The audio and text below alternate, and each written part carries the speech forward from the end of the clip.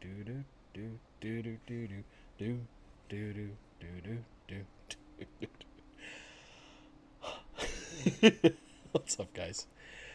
All right, so we're here for another Tuesday. We'll take a few minutes. We'll let people get in here. We'll talk all sorts of stuff. Still in hair and makeup. The guy who's like wearing a hat.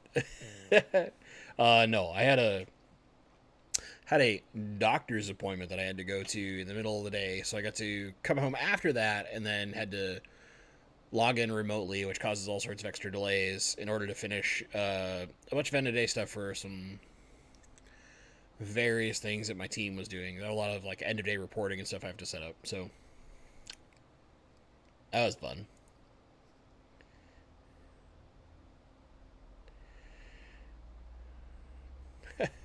When I answered Dave's question, because I've actually addressed it in a video, so I know you didn't watch that one, but it's an older one, so that makes sense. So the Fluval smart lights, right? They're Bluetooth controlled, not Wi-Fi controlled, which is one of the downfalls for people who have lots of power issues. However, what happens is you when it runs out of power, it gets power back. It retains its programming. It just assumes that it's 0 hour. So it effectively thinks that it's midnight, and it's going to run its program from there on out. So if you have a power flicker at 3 and your power comes back at 3:30, it's going to think that 3:30 is midnight until you sync it back to your phone so it knows what time it is. The short-term memory is where it stores, which is be like your RAM in your computer, okay? So it's what we also refer to as volatile memory in the tech industry. That's what stores what time it is, and that only lasts without power for about 15 seconds, and then it purges itself naturally. So it's all part of what it does. Yeah, I mean, it's like the one major downside if you have lots of power issues, but to that, I would say if you get yourself a UPS, so an uninterruptible power supply, and you run all your lights off of that and your air, when you go down, stuff should be fine. Because those batteries in those, and the power draw is really low. The batteries in those can power a high-powered computer for 10 minutes. So it's ways you can do stuff. Like, of course, it's overkill. You just resync it to your app, and you're fine. So it's not that they're dumb. It's that you're either used to a physical timer, which loses its time as well when it loses power, or you're used to something that connects to Wi-Fi, which there's certain security vulnerability issues connecting to Wi-Fi versus Bluetooth. Because if it's connected to Wi-Fi, you can, in theory, if you are devious enough, use the Wi-Fi connection of that light to get into your network, to then get into your PC, to take your identity, steal documents, steal financial information, all sorts of stuff. It's actually much safer in a sense to be Bluetooth operated because it's significantly harder to break through the security layers of Bluetooth into a device than it is over a Wi-Fi connection device because the encryption over most of those things is non-existent. I know you didn't want the like large technical side of this, but that's the technical answer. That's the guy who works in the tech industry as a hardware and software tester. So little things like that. But okay, let's get to the topic, and then we'll handle questions. This is mostly going to be a Q&A. A very short update. Basically, it came down to I've been crazy busy last few days, and over the weekend, last several weekends. So I title it Master Your Aquarium. And I'm going to talk about the Master Aquatic Horticulture program very lightly. And what I mean is this.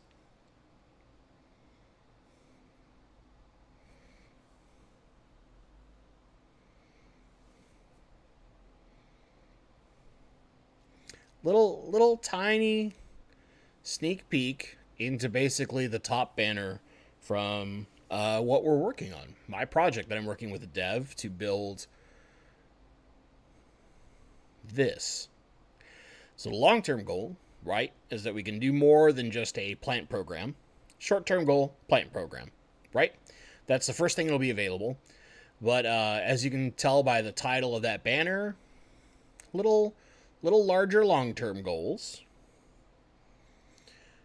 But you can see some like color palette. There's a lot of stuff that we have to do as far as design. This is like real rough design early on. Looking for a closed banner, the banner ad. But I just wanted you guys to see this little thing. So I'm working with the dev. We have a really big meeting this upcoming Sunday. She's been super busy with some family stuff, so we've kind of had very short meetings that were very quick things. Like we've been getting a lot of spam email now because it's live if you know how to look for the wrong address, which is basically a development address for us to look at things and interact with it through the hosting site that it's on, and while it's doing all its development work, to see it outside of an editor and actually in a real web page. There's tons of stuff that has to do. That's why I'm not showing you like the full front page or anything, because I still think it's very rough, and we have a lot of stuff we want to fix, and that's just there's design aesthetics, but the big thing right now is working in the code that runs everything in the background. And I know it sounds like I'm making it more complicated than it probably is, but there's no like pre-bought solution out there, and unlike say Aquarium Co-op, right? I can't like hire a whole team of devs to do this work. Like my dev right now, I think is working for effectively like $8 an hour. But a lot of that is because she's kind of committed to the passion project side of this thing. And there's a lot of stuff where she's learning at the same time she's doing this. So it's been really awesome working with her. And she's got a really good eye for a lot of design and color stuff, which I don't necessarily. I'm not super artsy. As it should be obvious that like every time I have a cool thumbnail, those are done with my girlfriend, because she's phenomenally better at that stuff than I am. Mine are all usually just like my dumb face captured out of the screen, and it's partially blurry because it's literally taking a still out of moving video, where she does a lot of like, photography and some editing to make it look cool. Like all sorts of stuff lately, significantly better than anything I can do, because I'm a dumb when it comes to that stuff. I'm just not.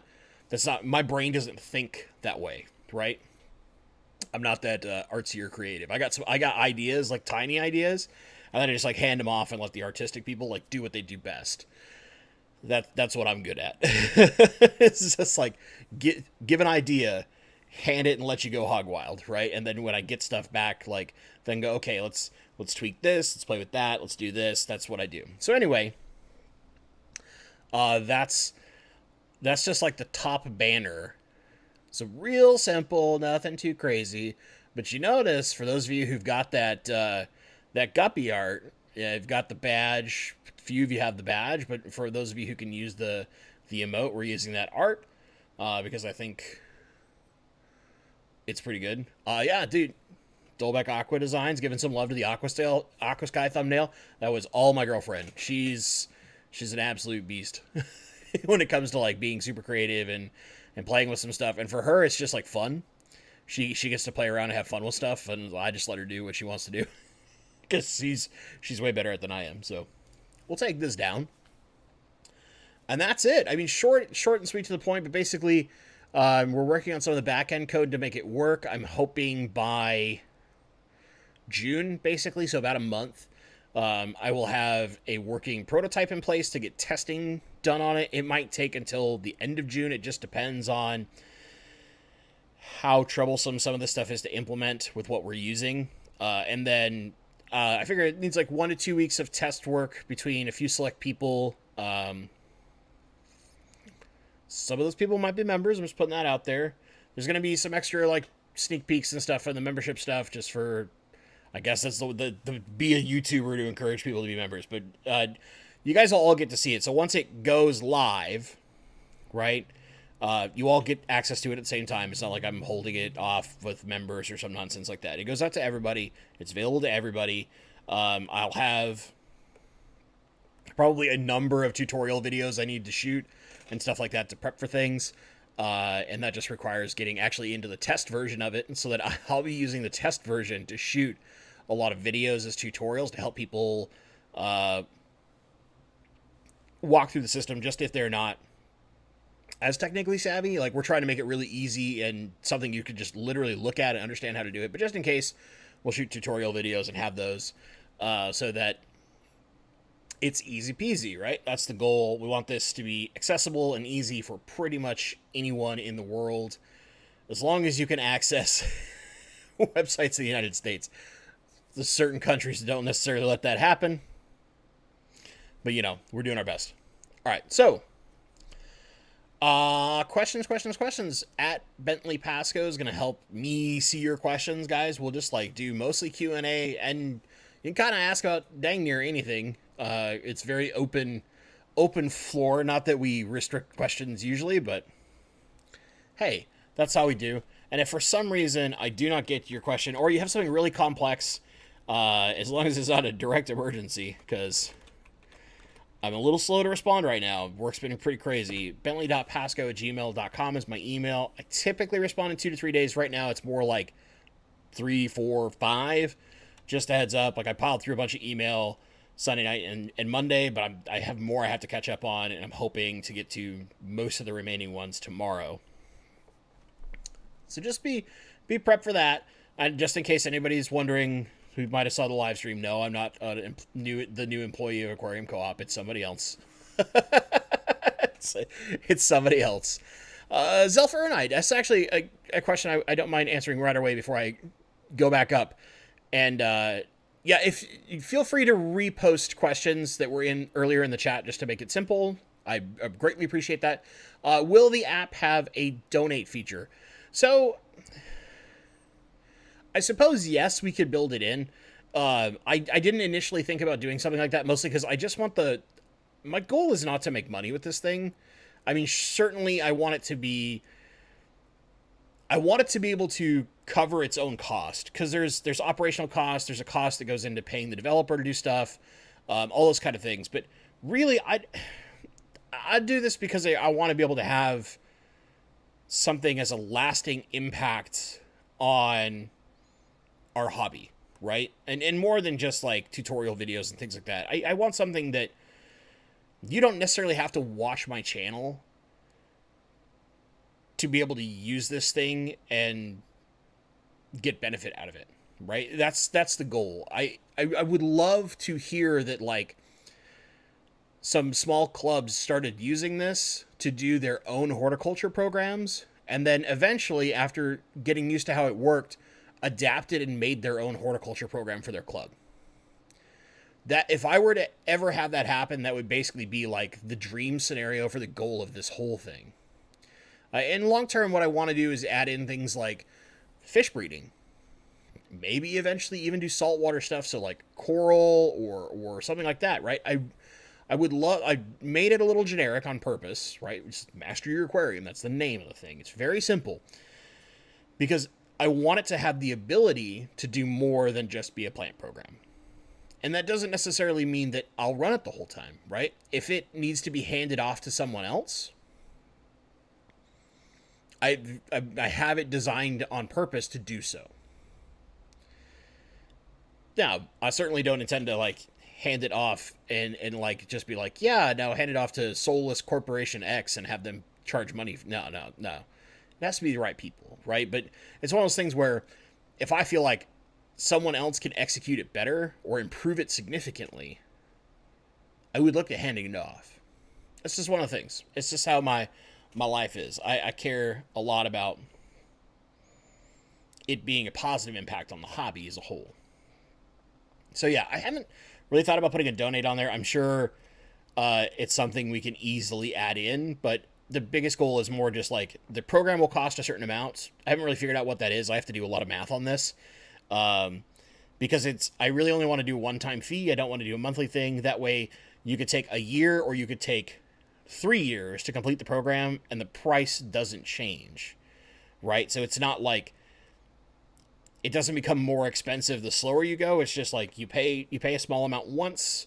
You know, it'll probably be something like $50, $40, something like that. I'm trying to make it as cheap as I can, but realistically understanding like the cost that goes into maintaining a website and all the plugin stuff and code and being able to adapt it long term. Surprisingly expensive for a small passion project, but yeah, it's just one of those things, right? But I'll think about it, and I'm sure it's something that my dev can easily build in, but I hadn't initially thought to do so. Put it that way. All right, koi fish. Hello, Bentley. I purchased the JCMP clip-on light. That guy right there. Off your recommendation, I'm just confused on how the timer function is supposed to work. Yeah, so the timer is a little clunky. So what you do is you hit the power button once, and then you will click which time setting you want, whether you want the 6 hour, the 10 hour, or the 12 hour. And then the next time you power it on, that's the start time. So if you do it at 7 a.m., it'll run for however many hours you set it, 6, 10, or 12, and then turn off. And it'll come back on at the same time every day, assuming it doesn't lose power. It's very, very simple, but it's a little cumbersome at first to operate, but once you get it going, it's rock solid. Personally, I just have mine running on a little Wi-Fi timer because it's a little more simplistic and it's easier to adjust the timing of it however I want. I can run, for example, I think this one here only runs for like 7 hours, where I have one downstairs. I was running a different JCMP for, I think 13, because it has CO2 and a bunch of stuff, so I didn't mind running a lot longer. And just, it's easier to like run everything at random times and know that it's going to come on at this time and run for as long as I want, and I can change that however I want willy-nilly with a little $15 Wi-Fi timer instead of worrying about, okay, I need to be down there to turn it on at the time I want it to start. Oh, well, now it's daylight savings and the time's changed. Do I care about that or not based on my work schedule, things like that. So it's a little clunky, yes, but it's rock solid once you set it up. It comes on like a champion, works very, very well. I just spent the extra $15 personally and used a Wi-Fi timer because I love like phone app controlled stuff for certain simple things if they're Bluetooth, or I know that they're inherently more secure. Like the Casa timer that I use is made by TP-Link. TP-Link does lots of routing and network security stuff, so they're pretty good at what they do.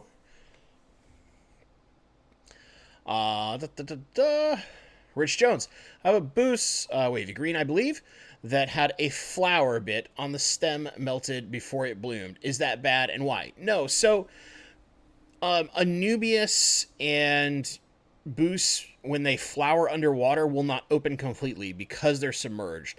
They don't bloom the way that we're used to.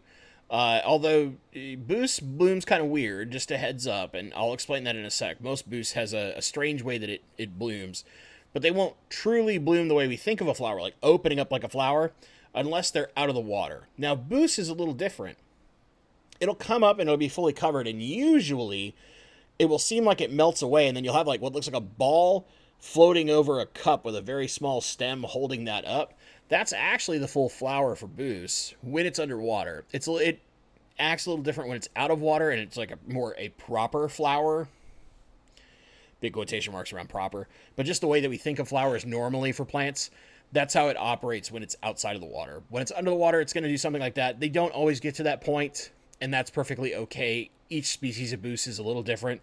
Some of them have much larger flowers, and it's more obvious when they do that. And often when it does that bloom, it only lasts like a day. It's very, very short. So when it's covered, right, and it's the petals and it's all like, looks like a little spear point, that tends to last quite a long time, a couple weeks sometimes. But when it finally blooms, it only lasts like a day or two, and then it just melts away. Perfectly normal. Don't stress. If it's flowering, the plant is very happy. Fishaholic, hello from Olympia, waiting for the water wisteria. Yeah, I'm hoping. I don't think my initial plan was this weekend, just because some stuff changed around my house with my family, but to head down your way. But I think the weekend after I should be able to. I'll shoot you an email probably like Friday just to give you a heads up. My weeks always like shift so much in the middle of the week to understand what's going on that I don't typically know until Thursday or Friday what my weekend looks like. And then like similarly, I need to make it back out to Whidbey to redfish bluefish at some point relatively soon, because I'm pretty confident if I don't bring some guppies out there, I'm going to get screamed at soon. But yeah, tis the time for good shipping, so I want to get some extra guppies out to folks, because I know some folks have been waiting. Mark Ellis, I have an Amazon sword that is growing what appears to be a runner from the base of the plant. Is this sending out a sister plant? Oh, so are you seeing it like I want to make sure? Are you seeing it what looks like two separate plants, like grown like this, basically? Where like here's the first plant, now you see another one coming out of the substrate right beside it? Because if so, very common with Amazon swords. As they get more and more mature, they'll do this, and yeah, you can break them apart, have two separate root systems and two separate plants. Or are you seeing like a long spike that's coming out from the bottom center of the plant and is reaching up toward the surface and has like little baby plants growing on it? Because those are child plants. That's how it normally reproduces, and if it gets out of water, will flower. And they're very pretty small white flowers, very, very beautiful. Last a week or so when they do flower, if you can get them fully out of water and a little drier. If it's too humid, they won't bloom properly. They'll just wilt away. But the child plants will be all right. And then in the case of the sister plant, yeah, it's basically just a runner, and you could literally divide them apart, kind of like how you would with an Ireo column. So any of the Ireos, like Ireo Vietnam and all that kind of stuff, very similar, where you just basically peel them off and divide, and it brings its own root system with it. The big thing to do is to, before you divide it, make sure that out of the bottom, that which looks kind of like a bunch of celery at the bottom, right? Make sure you've got some roots there that are relatively new, and then you should be safe to break it apart. I would use a razor blade to break it personally if it doesn't, like, just with very little friction, divide on its own. If it divides very simply with very little effort, it's probably the better scenario, because that means it's ready to divide away and be replanted. But yeah, very typically, I'm guessing you have it where it looks like two plants like this, and it's basically a sister plant. Versus the big spike is child plants. Bobby Ward, Bentley, might be a long shot. Do you have any experience with keyhole cichlids? I mean, my experience with keyhole cichlids is I've seen them in a store. I'm not much of a cichlid person. About the only cichlids I regularly like keeping are things like crebensis or shell dwellers.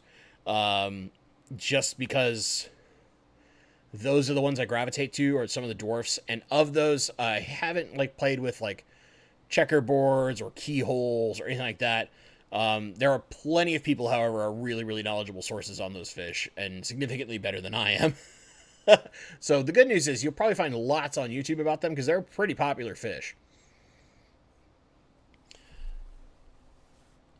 Kyle and Landry, I don't know what I'm doing wrong. I'm local, really struggle with Hygrophila pinata. I've heard many people in our area do. Any tips or tricks with it here? Pinata, Crips, loves a lot of iron. I mean a lot of iron, because our water has so little in it in the Seattle area. You really need to dose extra iron. The other thing is, if you're not attaching it like you would, say, boost or something like that, treating it like an epiphyte plant, if you're trying to plant it in the soil, it's very common where it will create lots of little plants, look like it's thriving, and then just melt away. And I've personally had that experience several times.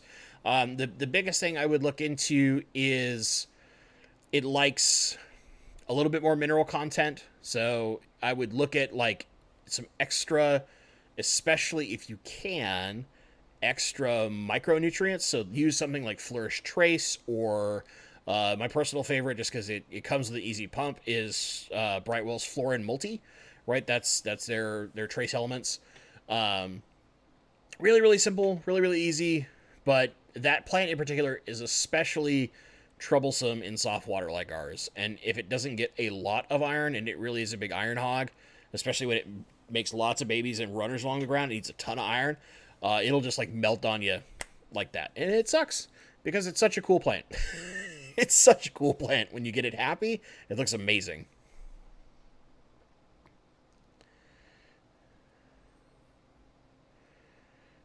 Let's see here. Raphael, To solve a clock issue with Fluval light, I got it on a Casa smart plug. Yep, a lot of people do that if they want something Wi-Fi enabled. That's usually the best. My biggest thing is that I don't often have problems with it going out because it's very easy for me to just like stand at a couple points in my house and connect to every single light in my house off my phone. But yeah, for those that hate the Bluetooth side of it, you can easily control a bunch of them with like Wi-Fi timers and stuff like that. It makes it easier. It's all about what you prefer, right? If you want something where it's like you don't really have to worry about it, it takes care of itself. Wi-Fi timers are your best friend. They really are. If you don't stress too much about that, you know that like, oh, if it gets off for one day, it doesn't matter. I just resync it when I get home. Then you don't need to spend the extra money, right? They're already kind of an expensive light, especially with all the China tariffs and stuff in the United States. Or if you don't live in the United States, like if you're in Australia, it's an incredibly expensive light. But I would argue if you're at the United States and Canada cost, it's worth its money. I love that dang light. I really do. VB23, what's up, buddy? Do you see yourself working for Co-op as website manager? How do I put this? I don't know that I'm on Corey's list of people as a potential hire ever. And I don't say that negatively. I just think that like the people Corey wants to surround himself with for his business probably doesn't include me because he has an understanding of what I do professionally. And I don't know that my skill set is something that he feels he can apply easily to his business as it grows. I've done some stuff for the Co-op in the past. Like, for those who don't know, when Real Fish Talk was around, when they went up on the podcast and the app, for the first 20-something episodes, they had like a little 2-paragraph blob that explained what the episode was covering. And for a while during that same time, the Co-op had a newsletter that had like a feature once a week, fish or plant. I wrote all of those. I was the person originally writing those before Irene was hired. And it was, I had a small deal with Corey. I was doing it while I was working less hours at my previous job, early into that job. And then honestly, my work just got busier and busier and busier to a point of where I would batch write things, and Real Fish Talk, like after a while, kind of pulled away and they stopped doing Real Fish Talk. So it just kind of fell as something where it's like, our two schedules don't match up. And the way that he wants stuff done, obviously he went with Irene, right? He prefers the way that she writes things. It's a little different than how I write stuff. Perfectly okay. I don't think that that's in the cards. Plus, I really like what I do. The particular project I work on, I am extremely proud to be on that project. And there's a bare minimum 5-year future there that I'll probably be on this project for at least another 5 years. So I don't foresee anything changing. I mean, unless, don't get me wrong, you back up a truck full of money to me, I'm probably going to say yes, right? I think any human being would go are you going to increase my wage by 50%? Well, I guess I probably have to think about it.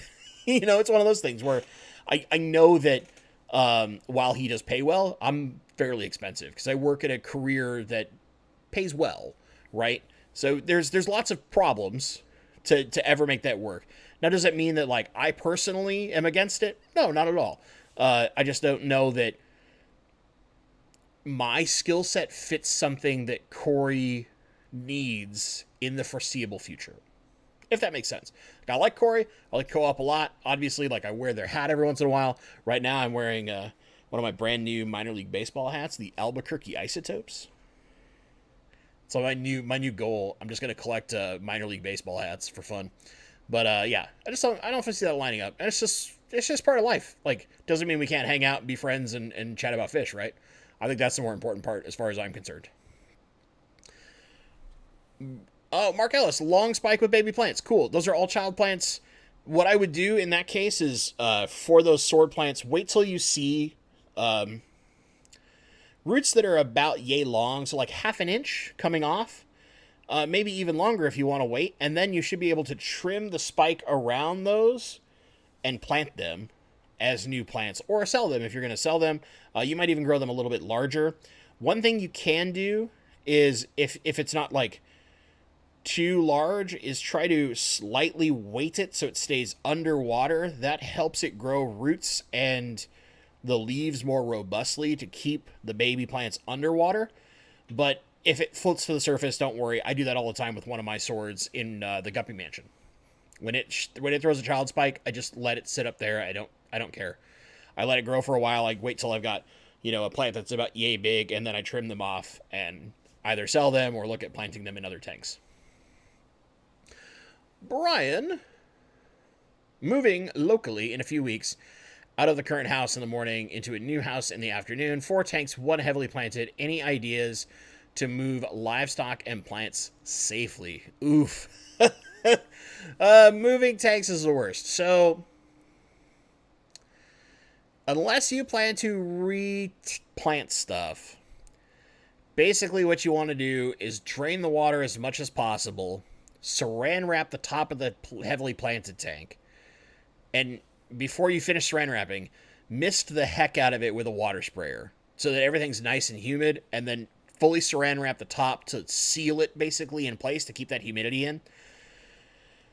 It's tough. Now, for the rest of the livestock, it's pretty simple. If you're moving locally and it's a short distance, what I would do is very easy. Drain your tanks down, get your fish in a bucket.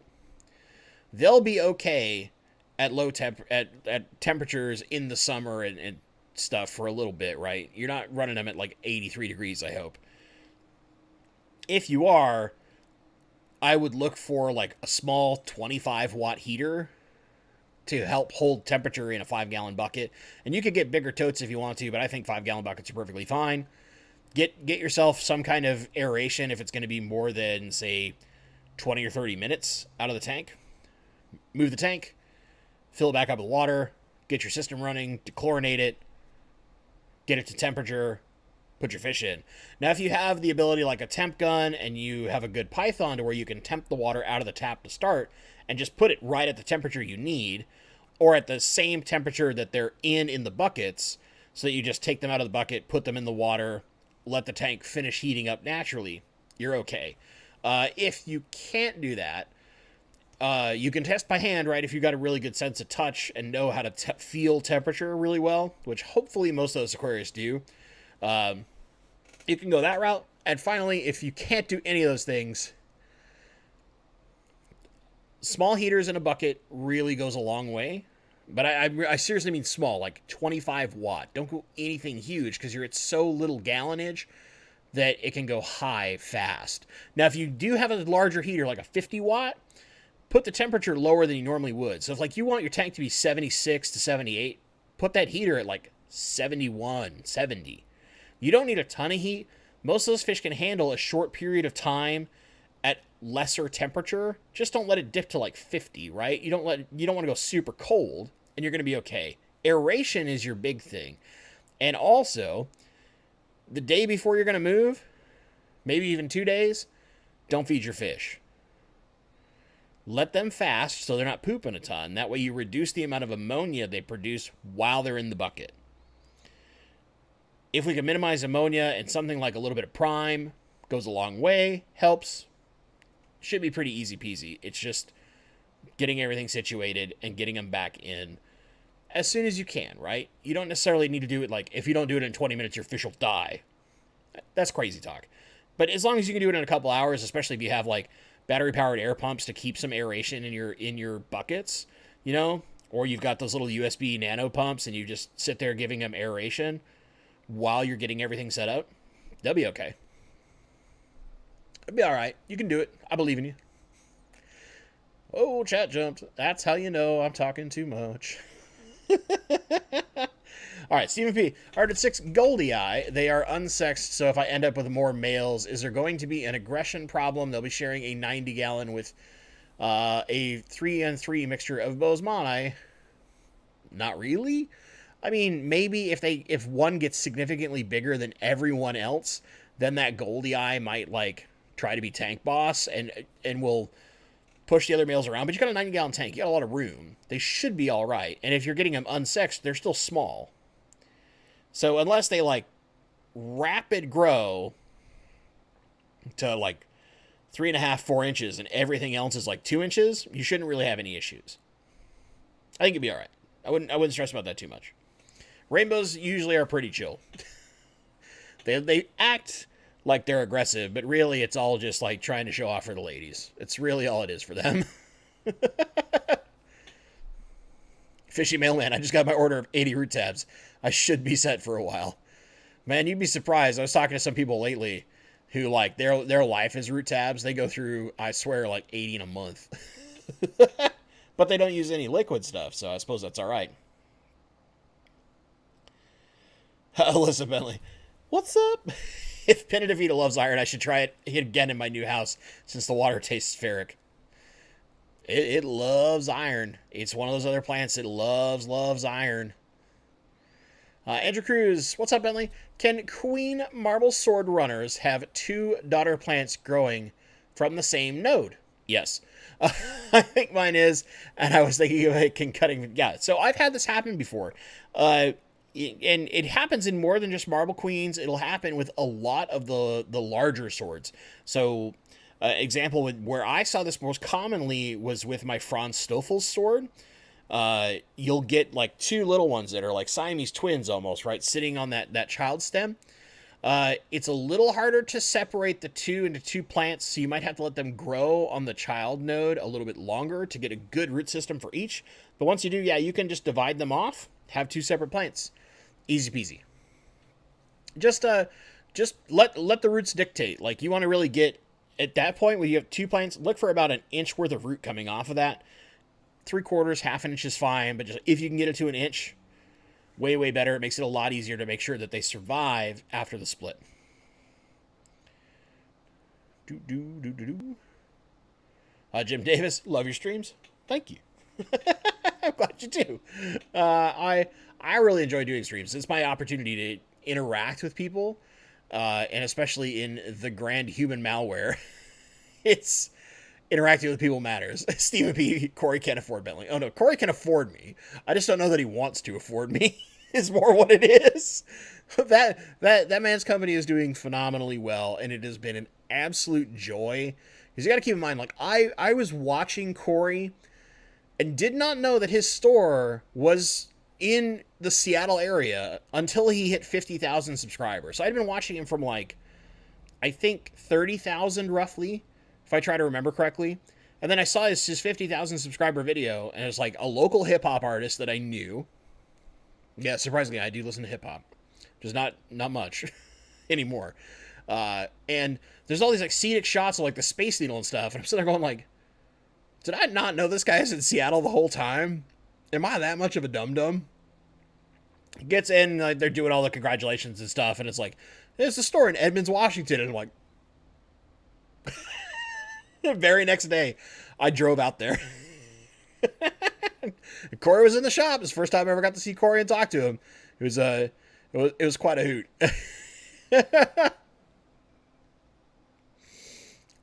S. Bentley. Yo. Raphael. So for Kylan and me, got Pinata growing as an epiphyte, 0 carbon and hardness. So kind of playing a little soft there, right? Or at least we're not going to control our pH too much. And it does like soft water. There's that too. 6 degrees of general hardness, so not super hard, but a little bit when it comes to raw mineral content. But we're very acidic, right? We're at pH 6 because we're using contra soil. That's the UNS stuff, very similar to that, using the Tropica stuff. It overruns your tank if you don't trim it every 2 months. So yeah, soft water with iron. I'm trying to remember. There was some other small trick to it. It likes a little bit of mineral content, but not a ton.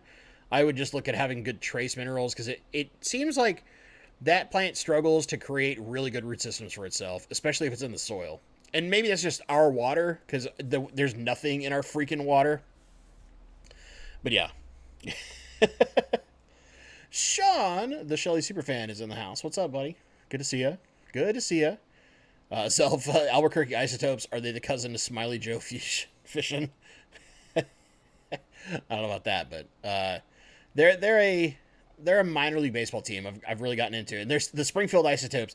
If I could find a Springfield Isotopes hat, I would totally rock that thing. We should note that the Springfield Isotopes probably had the greatest minor league team of all time in, what was it, 1996? Right? You guys remember that Simpsons episode where they like Darryl Strawberry, Ken Griffey Jr., which clearly, as a Seattle person, Ken Griffey Jr. was all I cared about. But, you know, Don Mattingly, like all the big leaguers were there. You guys remember that episode? Anybody? Greatest team of all time, clearly. Clearly. Trogdort Dog Smith commenting for the algorithm. Why, thank you, sir. All right. Got the chat jump occurring. Kylan Landry, are you going to check out Aquaria before she leaves? So for those who don't know, I often talked about a little store that's local here called Aquaria, and how it was basically like an art gallery for fish nerds. And unfortunately, the owner is having some health issues and has to close her store. Now, she's going to maintain her online shop, which is great because she has a lot of really cool rare plants that are available, but just can't maintain her actual physical store. And yes, my goal is to go there this weekend because she's opening for the weekend. I was going to try and stop in after work and do something if I could schedule it, but I don't want to stress her because Fiona's an absolute sweetheart, and I want to do my best to help her out and not be like, hey, can you set up something special so I can like come in and the random YouTube dum-dum. Yeah, no, I'm definitely planning to go there probably very early Saturday, like as soon as she opens, and spend a little bit of money to help her out because I absolutely love that gal. She runs a fantastic shop. She's a wonderful human being and makes beautiful tanks. Absolutely beautiful tanks. And I might try and take a camera just to take some pictures and stuff to remember that shop because it literally is like an art gallery more than a fish store. And it's such an experience. And I'm going to be really sad to not have it anymore.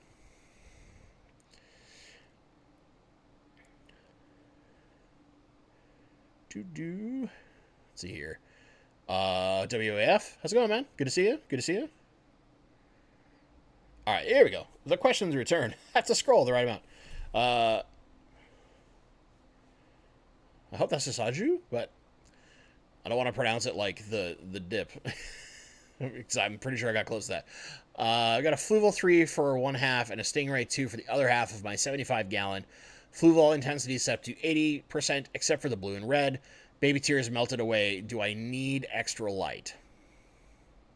So the big problem with baby tears, I'm hoping that you're using CO2. Basically, and I'm assuming you mean like the dwarf baby tears, the carpet, as opposed to like the slightly taller plant, although the taller plant will do the same thing sometimes.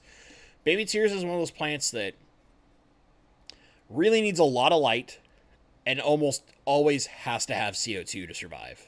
It's just such a pain in the rear. It really is kind of a jerk plant because it's really tough to grow. Certain people grow it really, really well, and usually that requires just some enormously powerful lighting and a ton of CO2. And it also, kind of like Monte Carlo, likes a little extra calcium in the water. Not necessarily as much as Monte Carlo does, but it does like a little bit of extra kind of hardness lying around. Usually you can do that very easily with like equilibrium or something to get your general hardness up. But yeah, usually the big problem with that plant is almost always no CO2 and not enough light. Almost guarantees it's going to die. It's just such a finicky plant, and a lot of people struggle with it.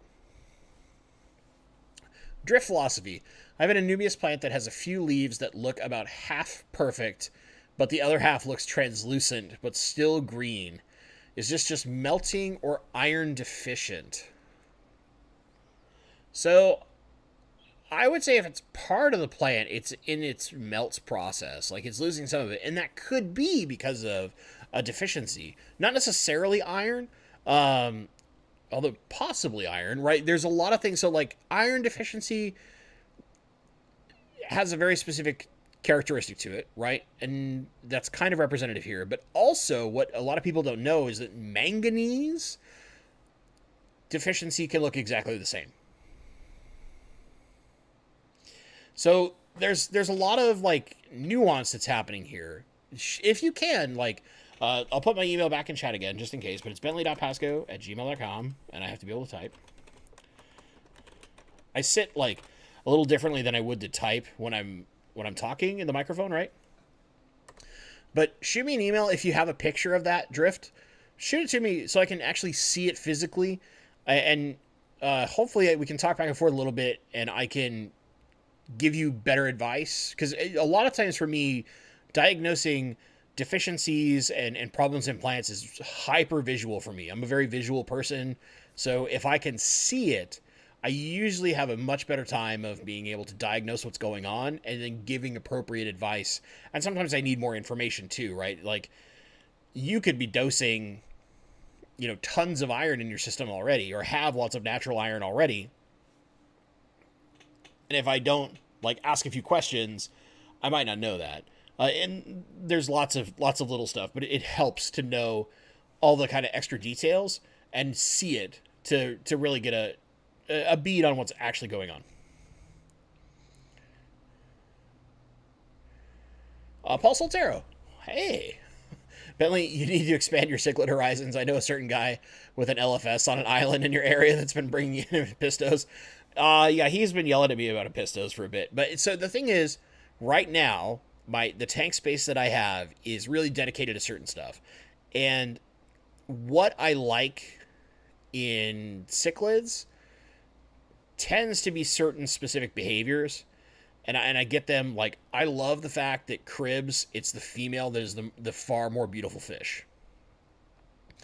I love the fact that the females do like all the courting. It's so, if you've never watched a female crib court and / trap a male crib, because like they shimmy and shuffle and like do this little dance, or at least my female cribs in the past have done this, and they'll like literally wrangle a male toward the cave. It is hilarious to watch as this much larger fish is basically being like half bullied by this female fish into like, you're gonna go to this cave and you're gonna give me babies. You're gonna do it.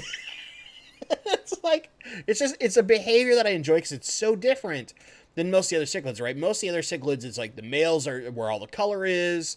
Rainbows, males typically have the color. So having that difference in behavior is the more appealing part of the cichlid to me. Shell dwellers, it's just like how they engineer everything all the damn time, and like they throw sand all over the place, and the way that they colony live for the species I tend to like. It's just things that I enjoy. When I look at cichlids, outside of angelfish, it's because of their behavior and what makes them unique or different.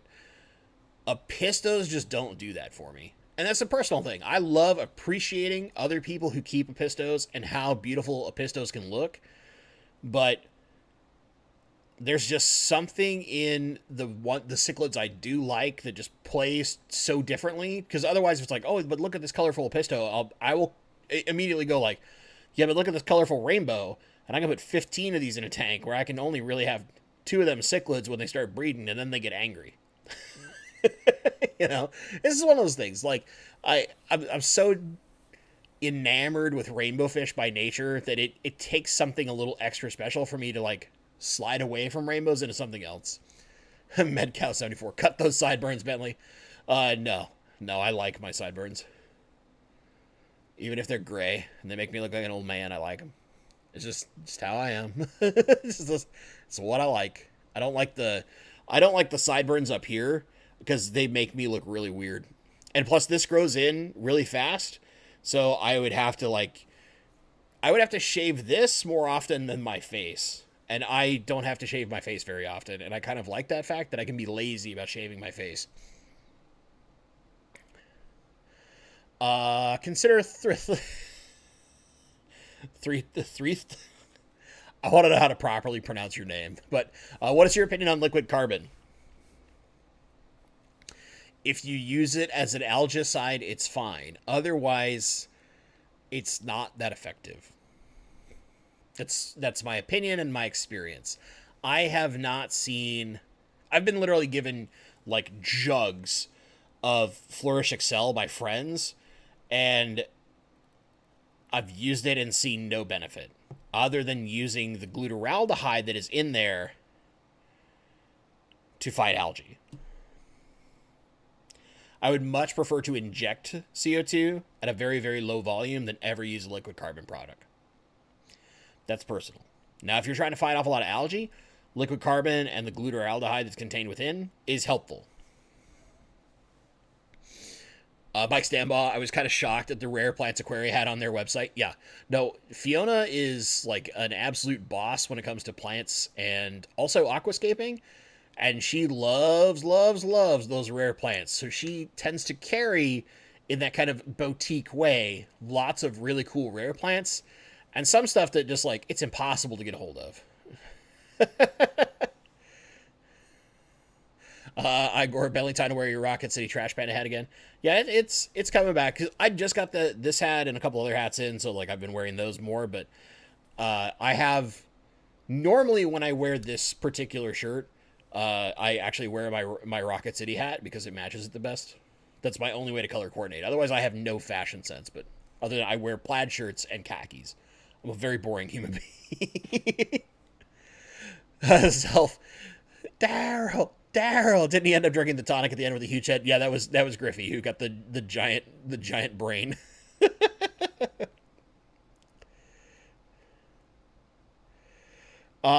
Please do a fish shop tour of it. I really have to talk to her because I don't know.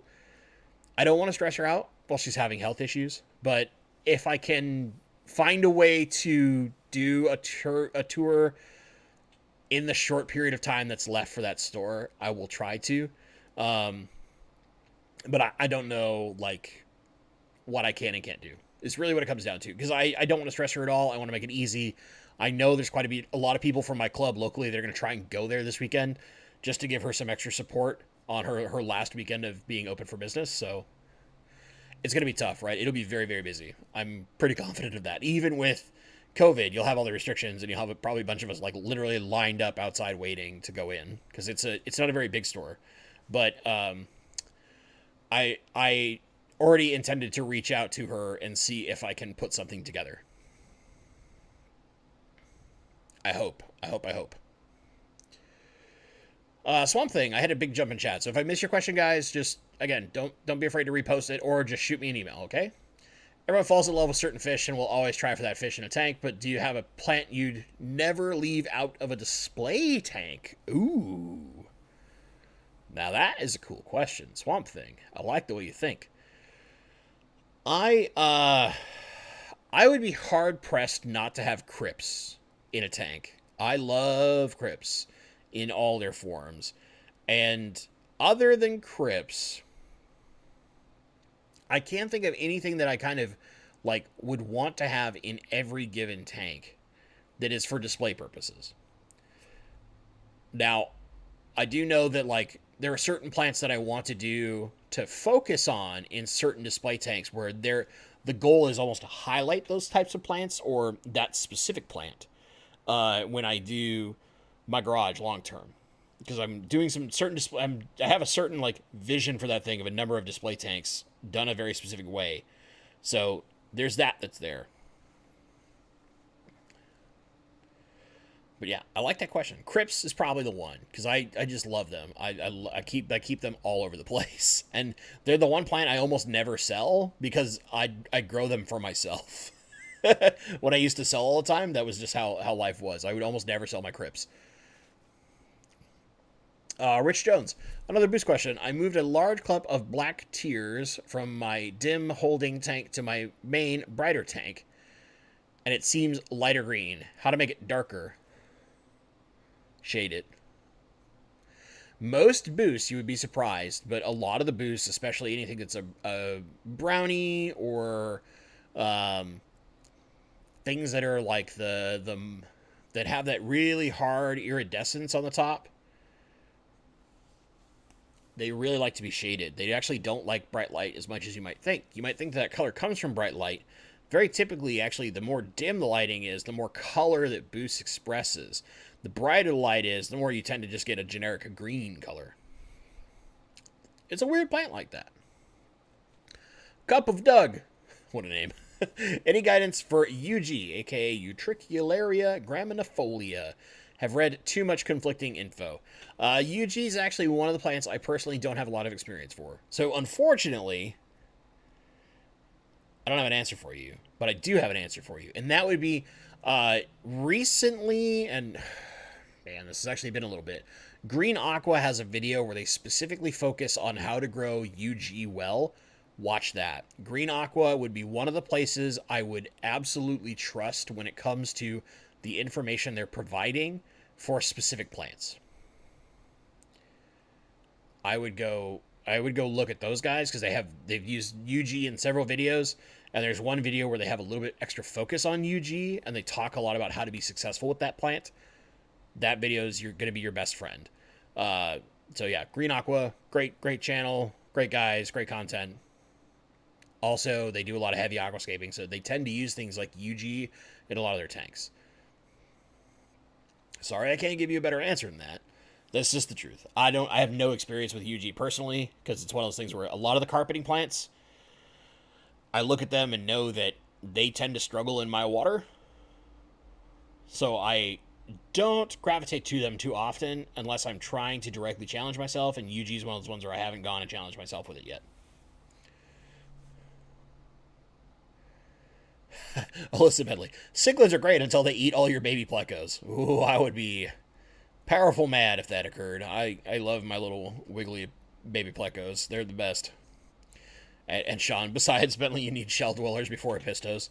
I agree. I want to have my shell dweller tank, the one that I have in my mind, I have designed in my head. I have to have that thing. I love that concept, and I'm going to make it happen. At Bentley Pasco, I've got cribs in 3 tanks now. I've seen that female crib boogie many times. Yeah, man, it's just that shimmy and shake that they do. It's so cool. I got a video a long time ago with my old crib girl, and it's back when like I did everything on a cell phone and it was terrible, and my roommate actually caught it on his even worse cell phone camera, but just watching the behavior is so cool. So cool. Max, Bentley, I have 2 Owaze 600... I'm assuming that's the biotherm filters on my 75-gallon. Dang, 2 600s on it. Because you got to keep in mind, the 600 is sort of trying to compete with like a Fluval FX6 in the grand scheme of things. It's not exactly competing there, but I mean, that's the price range you're at. On my 75-gallon heavily planted stock tank, I have 4 of 5 baskets, and each filled with matrix. Do you think that's overkill? No. I personally don't like matrix because I feel like it's overpriced pumice, and yes, I know it's not exactly that, but you know, it's lava rock. But you know, a lot of people love it, and it does have really good surface area, so that's fine. No, it's not overkill. There's no such thing as... Okay, that's not true. Where it would be overkill is if completely clean, it inhibited your flow, which usually only happens if you have too much fine filter pad. If it's not inhibiting your flow, you're just fine. Extra biomass media is not going to hurt you. It will only help you. Until you start restricting flow, and then it becomes a problem. Alyssa Belly, I really enjoy female Apistos, though. If you ever want a sorority tank, definitely go with a colony of all female Apistos. I can see that. I just like every once in a while to have, like, you know, a bossy lady showing that poor boy who's boss. I think for me, it's the behavior. It's so great. But I do like that kind of golden yellow color that a lot of female Apistos get. It's just hard to compare when you see like this beautiful purple and yellow fish that bullies a fish like 2.5 times her size to go into a cave and fertilize her eggs. It's like, you're getting in there. Getting in there, you're doing it. Now get out of my house. It's just, I love it so much, man. I get a kick out of those little things.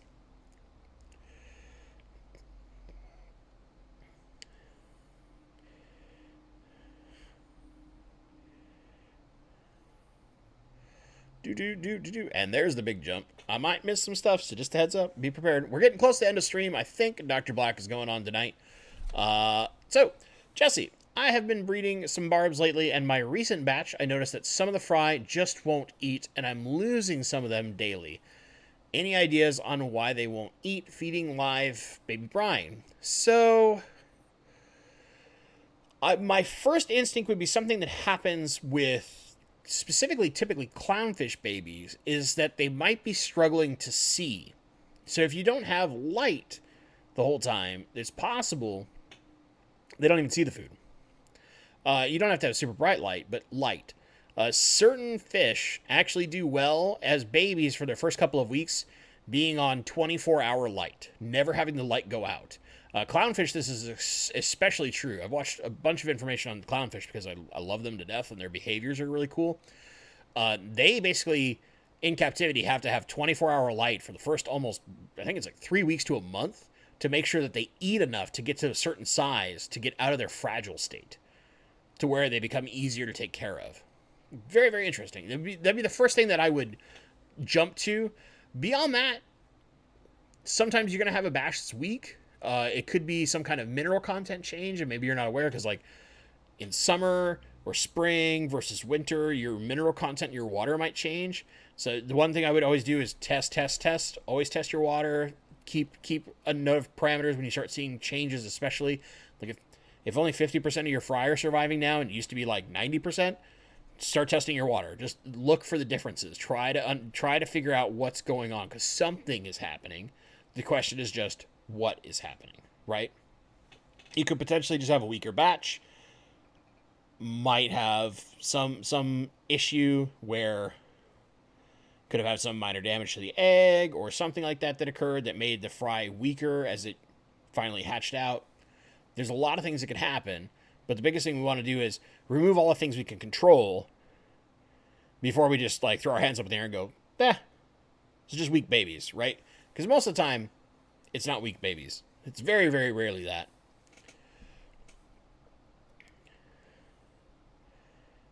Axtech, I was wondering if dolphins actually release antidepressants when they poop. I have no clue. I'm not a marine biologist. I work in tech. I just really like fish. I don't study that. Sorry? You got some interesting questions there, guy. You're like binging on that, like even Otto got reviewed down here on some. Let's put that out there. Frankie Fins. Do you think the Fluval Nano Plant Spectrum LED is too little of a light for a 20 high? Probably because it's a pendant, so its spread is only so wide. Now, if you have mostly short plants that are low light requirement, it should be fine. But in general, I would try to go for like one of the strip lights if you can. And if it budget is a thing, you could look at something like the JCMP light. There's a lot of people who like the Hygrophila light. I get tons of requests to review the thing. It's probably a pretty good option if like a million people want to know about it, and then tons of other people like rant and rave about how awesome it is. But yeah, I would say it is if you're looking for that medium to high light, it's probably too small to actually pull that off because it's so concentrated in one area that it's not going to spread very wide, and you're going to have very dim spots. You'll have a little area that's really good, but then as you get further and further out from the spread, it's probably not going to produce the same thing that you would have with like the standard strip style that the rest of the Fluval 3s are designed in. Inui Swim, what are your thoughts on Easy Green? How much do you have to dose for a high-tech CO2 tank?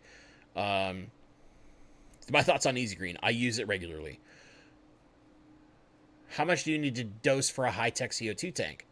So I could give you the short answer to this, which is more than you do for a low-tech tank. The long answer is this. It depends entirely on how you've planted that tank. If you have a ton of super aggressive growing plants, so much that you want to be trimming like at least once a week, maybe even more, you're going to have to dose a lot. You might have to dose, effectively speaking, one third the suggested dose every day. Now, me personally, I run my CO2 a little low and a little easy. Still technically a high-tech tank because I'm injecting CO2, which is why I hate the high-tech and low-tech denominations that tend to be out there, and why people... I think that's a bad way to describe a tank. Because you can call my tank high-tech because it has CO2, but I'll dose very low amounts of CO2, so is it really high-tech? You know, there's weird questions like that. I dose basically every other day, and I dose 2 pumps every time I do on a 40 breeder. So in the end, over a week, I'm dosing like 1.5 times what the dose is supposed to be on that whole tank.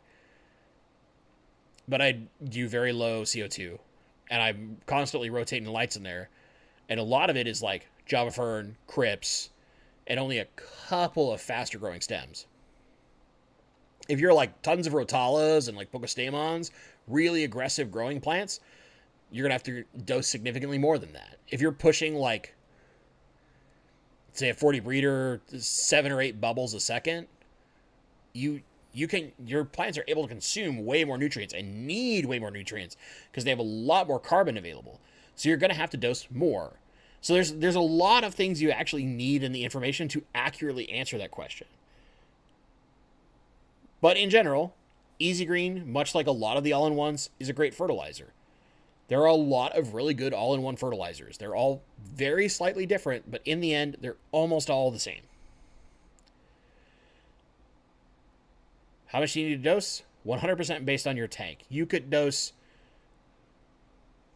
the akin of 1/4 of your tank's amount every day, or maybe even more. It depends on the size of the tank, depends on how much CO2, depends on how it's planted, what it's planted with. Like, a high-tech tank could be only 3 or 4 species of plants that only takes up 1/4 of the total tank. And then you don't need that much nutrients because there's not enough plant mass. But if you have every square ounce, like you're doing a high-tech, like high CO2, super bright light Dutch aquascape where every part of the tank is covered in plants, most of which are faster growing, you're going to need significantly more fertilizer than like Bentley's tank that has a bunch of Java Fern, some Crips, and then a little bit of Hygrophila green olive and a little bit of Limnophila chinensis. And those are my only fast growing plants, right? It's all about all the details to that tank tell you everything you need to do.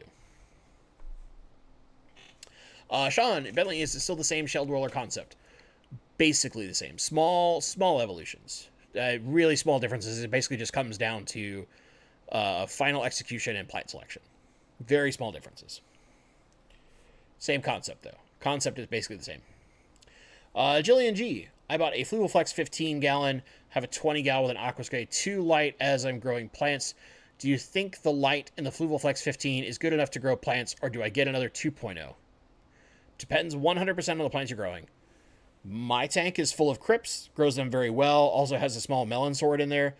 I've had Pogostemon octopus grow well in there. I've had this light with injected CO2. Again, at a very low amount. I injected a bubble a second, but I was able to grow a lot of plants in this thing when I first got it. It's all about the plant selection you choose, whether or not you have CO2, and how, I guess you'd say, how demanding the plants are you're planting, whether or not you need a different light or whether the light that is in there naturally is enough. I think if you plant it accordingly to the light, you don't need to worry about a different light. And you can still have a beautiful planted tank. The Flex light is actually very, very good. It's just not super powerful. So as long as we adapt for the lighting we have and select accordingly, we can do very, very well. But if we're trying to grow like ultra high-tech plants, like, yeah, you need a more powerful light. Or you want like hyper vibrant red plants, you probably need a slightly different light with a little more power. So probably like a 2.0 Aquasky that you can mount in there.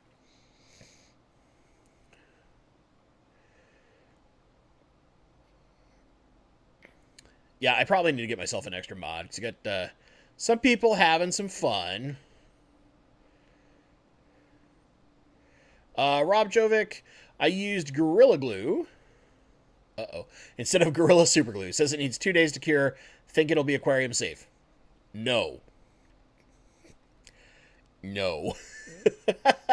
The regular Gorilla Glue, because so super glue, it has to do with how it interacts with water is what makes it safe. Now, granted, if you fully cure the glue, it should become safe.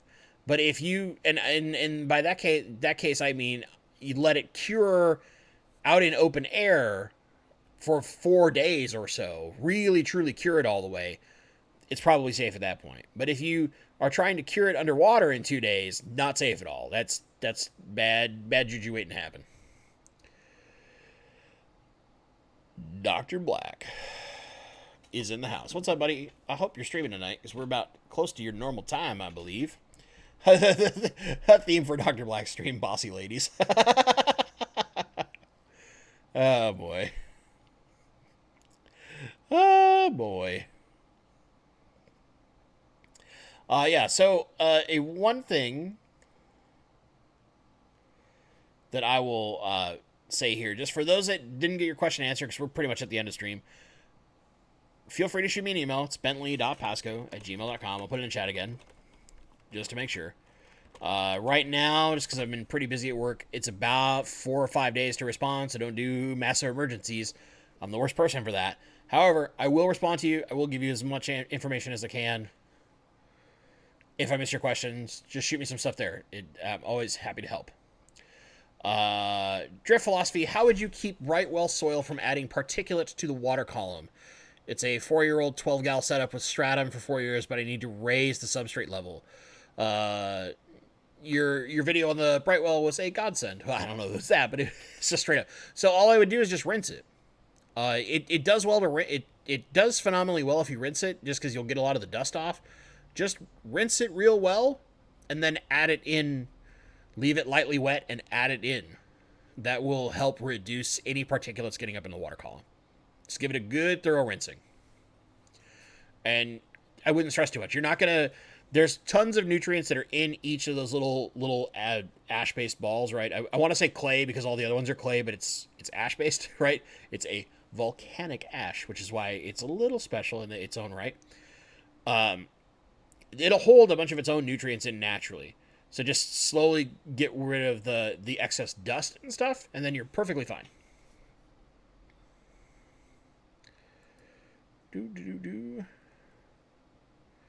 All right, we'll get my kind of like last couple questions real fast. Let Dr. Black have a few minutes to get his stream rolling.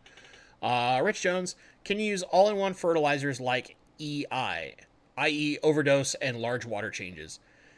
Yes, but I would say what I would prefer to do is minimize the dose a little bit and do daily injections of those things. So like an example I would give is, let's say you have a 40 breeder.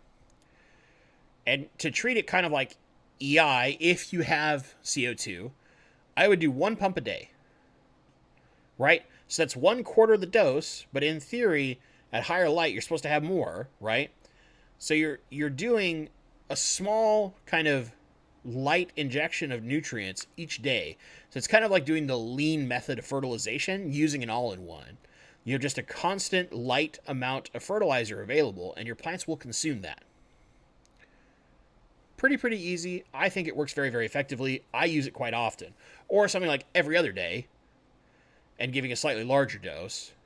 Or if you're in a low-tech tank, so maybe you're low light, maybe even medium light, but you're not using any CO2, then like 1 pump every other day would basically mean that most of the weeks you're getting that full same 4 pumps, but it's over a longer period of time, so you're less likely to have this big spike of nutrients, chance for algae to take over, instead of low, kind of continuous available nutrition for your plants to feed on and compete against algae.